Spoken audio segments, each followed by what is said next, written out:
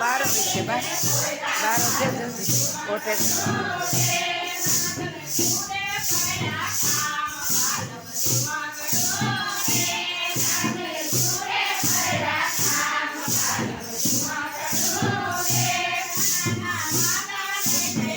કેમ નથી ટોયલેટ રૂમમાં છે ત્યાં જવું